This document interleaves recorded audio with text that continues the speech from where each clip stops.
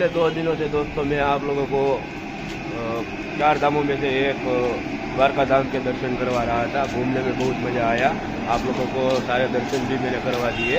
और आज है हमारा काठियावाड़ सीरीज में डे 5 और मेरा नाम है धवल पटेल और आप लोग देख रहे हैं यालनीस ट्रैवलर। इसका जो दिन है वो यहाँ से शुरू होने वाला है द्वारका से और ख़त्म होने वाला है सोमनाथ से। आज हम ट्रैवल करके यहाँ से सोमनाथ की ओर जाने वाले हैं दोस्तों। तो अभी मुझे टिकट मिल गया है, बस मैंने बुक कर ली है और बस का किराया है 250 रुपये।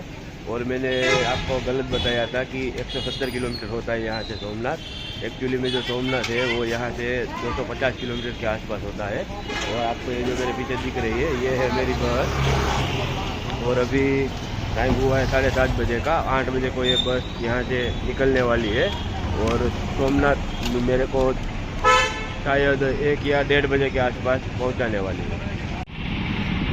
अभी गाइस हमारा जाने का टाइम हो चुका है, ड्राइवर साहब आ चुके हैं और कुछ ये है हमारी बस। चलिए अंदर से दिखा देता हूँ। और सीट नंबर 7 है अपना, ये वाला सीट अपना है।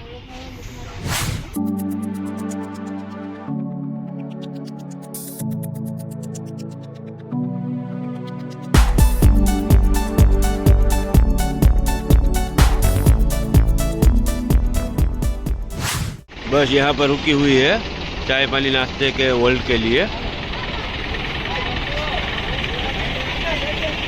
ये जो सिटी आप लोगों को दिख रहा है ये है पोरबंदर सिटी। यहाँ पर हमारे देश के महान महात्मा गांधी जी का जन्म हुआ था और उन्होंने हमारे देश को आज़ादी दिलाई थी।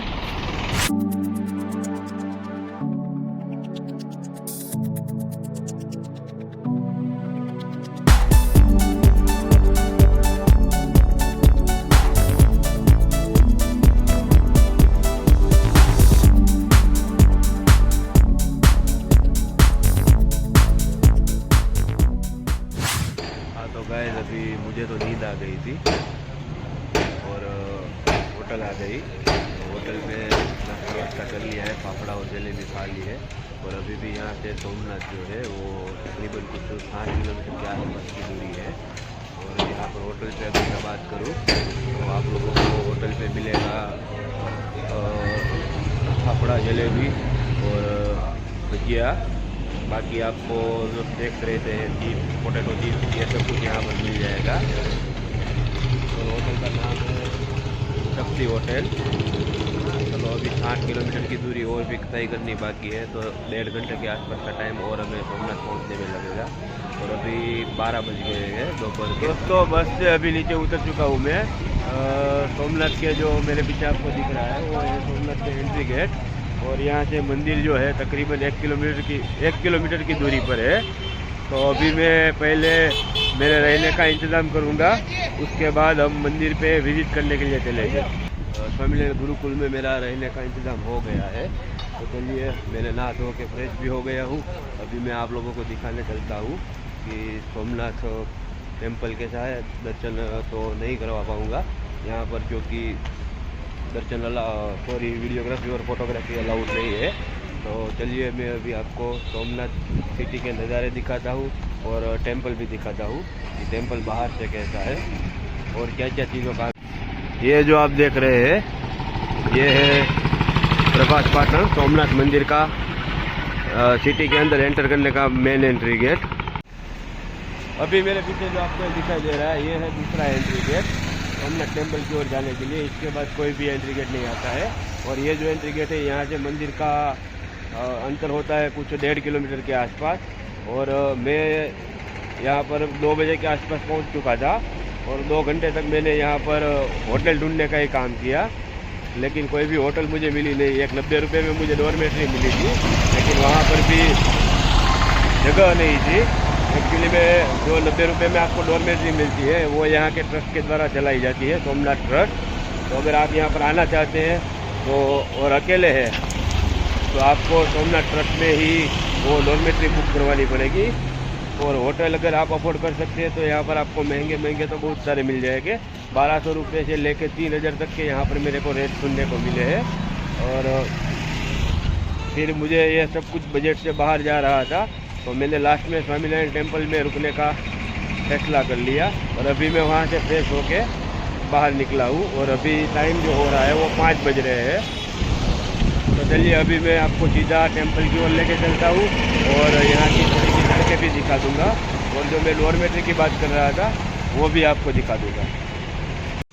सामने जो आपको ये गेट दिख रहा है, ये है सोमनाथ ट्रस्ट का गेट। यहाँ पर अंदर आपको सारी फैसिलिटीज़ मिल जाएगी रहने के लिए। अगर आपको एसी डॉर्मेट्री चाहिए, एसी डॉर्मेट्री अंदर मिल जाएगी, और बिना एसी वाली डॉर्मेट्री चाहिए तो वो भी आपको अंदर मिल जाएगी।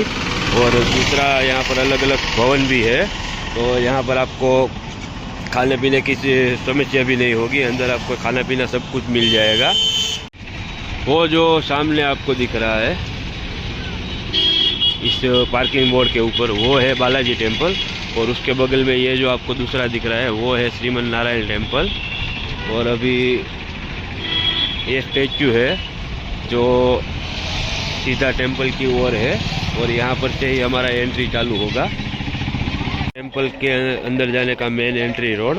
और आप देख सकते हैं यहाँ पर लोग कुछ इस तरीके से छोटे छोटे ठेले लगा के सामान बेचते हैं, और यहाँ पर आपको काफ़ी यूनिक आइटम्स भी मिल जाती है। और चलिए और भी मैं आपको दिखाता हूँ। अभी जो आपको सामने लोगों की भीड़ दिखाई दे रही है टेंट के नीचे, वो है यहाँ के सेफ्टी लॉकर, क्योंकि टेम्पल के अंदर वीडियोग्राफी फोटोग्राफी ये सब कुछ अलाउड नहीं है। तो आपको अपने फ़ोन, वॉलेट ये सब कुछ यहीं पे छोड़ के जाना पड़ेगा। तो इस बात का अगर आप आ रहे हैं तो ख्याल रखें, या तो अपने होटल पे रख के आइए, या फिर आप यहाँ से भी लोकल लेके रख सकते हैं। ये लॉकर का कोई भी चार्ज नहीं है, लॉकर आपको बिल्कुल फ्री में मिलेगा। यहाँ पर आप देख सकते हैं। आप लोगों को मेरे पीछे जो दिख रहा है वो वाला, वो है यहाँ का मेन टेम्पल सोमनाथ। और ये जो टेम्पल है उसकी खासियत ये है कि यहाँ पर जो ज्योतिर्लिंग है वो हमारे इंडिया के जो 12 ज्योतिर्लिंग फेमस है उसमें से पहले नंबर का ज्योतिर्लिंग यहाँ पर माना जाता है। और ये जो टेम्पल है वो उसकी स्थापना किसने की, उसकी नींव किसने रखी वो किसी को नहीं मालूम है। पहली सदी से भी पुराना यह टेम्पल है। और इस टेम्पल के अंदर आपको काफ़ी कुछ देखने को मिल जाएगा। यहाँ पर जो यहाँ की वॉल है, इन वॉल्स पे रामायण को चित्रित किया गया है, जिससे कि देखने वाले को समझ में आए कि रामायण की क्या स्टोरी रही थी। और भी ये जो टेम्पल है उसको 17 बार मुग़लों द्वारा अटैक किया गया था, और उसके बाद जब हमको आज़ादी मिली तो तब इस खंडर की विजिट करने के लिए सरदार वल्लभ भाई पटेल आए थे। और उनको कुछ इस तरीके से देखा कि उन्होंने ये जो टेम्पल था उसका फिर से पुनः निर्माण करवा दिया। उसके बाद से टेम्पल कुछ ऐसा ही है। और जब सरदार वल्लभ भाई पटेल एक्सपायर हो गए उसके बाद ये टेम्पल का काम पूरा हुआ था। तो ऐसी कुछ स्टोरी है यहाँ की सोमनाथ की मेन टेम्पल की। और यहाँ पर दर्शन का टाइम रहता है सुबह 7:30 बजे से शुरू होके शाम को 9:30-10 बजे के आसपास तक दर्शन यहाँ पर चालू रहता है। और आपको जो ये पीछे दिख रहा है ये वाला टेम्पल भी सोमनाथ का सोमनाथ महादेव टेम्पल ही कहा जाता है। ये 1783 में बनाया गया था। और ये जो टेम्पल है ये पुराना टेम्पल बोला जाता है यहाँ पर। और अभी मैं इस टेम्पल की विजिट करने वाला नहीं हूँ, अंदर दर्शन करने के लिए मैं जाऊँगा, लेकिन अंधेरा हो जाने के बाद, क्योंकि मुझे पहले आप लोगों को दिखाना है यहाँ पर जो नज़दीक में और भी घूमने लायक जगह है वो सब मैं आपको दिखाना चाहता हूँ। तो पहले मैं चलता हूँ समुद्र दिखाने के लिए आपको। यहाँ का जो क्या बोलते हैं वो अरबी समंदर है, वो अरबी समंदर में आपको दिखाने के लिए लेके जाता हूँ। यहाँ पर शाम के कुछ 5:30 बज रहे हैं, फिर भी कितनी ज़्यादा भीड़ है। और अभी जो है ये ऑफ सीज़न का टाइम है। अगर सीज़न पे आते हो तो यहाँ पर पैर रखने की भी जगह नहीं होती। और सबसे ज़्यादा ट्रैफिक सोमनाथ टेम्पल पे शिवरात्रि के दिन होती है। यहाँ पर लक्ष्मी नारायण टेम्पल के एग्जैक्ट बगल में ही समुद्र पथ रोड है। और यहाँ से अगर आप चल के जाते हैं तो आपको सीधा समंदर देखने को मिलेगा। चलिए अभी मैं आपको सोमनाथ टेम्पल के पीछे जो समंदर है वो दिखाने ले चलता हूँ। यहाँ से हमें एंटर होना है समंदर के दर्शन के लिए। और अंदर का माहौल अगर मैं बात करूँ तो कुछ इस तरीके से है, आप देख सकते हैं। और ये जो टिकट बारी है, यहाँ पर आपका 5 रुपये का पर्ची कटेगा, उसके बाद आप अंदर जा सकते हैं। तो यहाँ पर आप मेरे पीछे देख सकते हैं दोस्तों, छोटी छोटी बहुत सारी दुकानें लाइन में लगी हुई है। 1 2 3 गलियाँ है यहाँ पर टोटल, और सब में छोटी छोटी शॉप लगी हुई है। आप यहाँ पर आके शॉपिंग कर सकते हैं। आप होम डेकोर की चीज़ें भी ले सकते हैं, और दूसरा वो इमिटेशन ज्वेलरी वाली चीज़ें भी ले सकते हैं, और बच्चों के खेलने के लिए खिलौने भी ले सकते हैं। और इसके साथ साथ आपको अंदर फूड के भी अलग अलग स्टॉल मिलेंगे, तो आप यहाँ पर वो भी विजिट कर सकते हैं। और चलिए, आपको जो मेरे पीछे दिख रहा है वो है हनुमान दादा का स्टैचू, और वहाँ पर हमारा समंदर आ जाता है। और जो ये समंदर है, इसे अरबी समंदर कहा जाता है। तो चलिए, अभी मैं आपको समंदर दिखाता हूँ, और वो भी दिखाता हूँ कि यहाँ पर कोई स्पोर्ट एक्टिविटीज़ होती भी है या नहीं। यहाँ पर बीच पर घूमने के लिए आपके पास ये वॉकवे है। इस वॉकवे पे चलते हुए दोनों तरफ है, देखिए, इस वॉकवे पे चलते हुए आप पूरा बीच घूम सकते हैं। और अभी जो सामने आपको दिख रहा है, मैंने बोला था वो हनुमान दादा का मूर्ति है यहाँ पर, और कुछ घोड़े हैं। और आप देख सकते हैं बीच पर कैसे लोग अपने अच्छे टाइम को एंजॉय कर रहे हैं।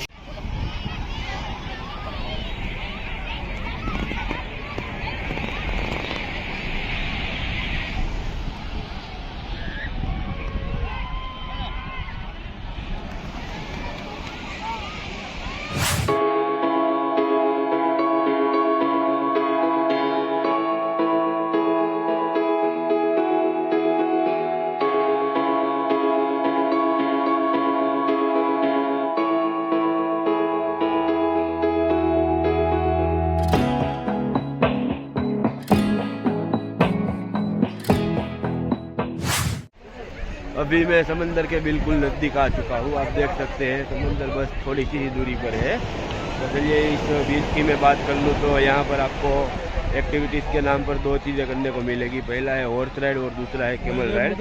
अगर आप हॉर्स राइड करना चाहते हैं तो उसके 100 रुपये चार्ज लगेंगे, और अगर आप कैमल राइड करना चाहते हैं तो उसका चार्ज है 50 रुपये। और दूसरी बात यह है कि हमने अभी अगले व्लॉग में देखा था द्वारका का समंदर, तो वो काफ़ी शांत था द्वारका वाला।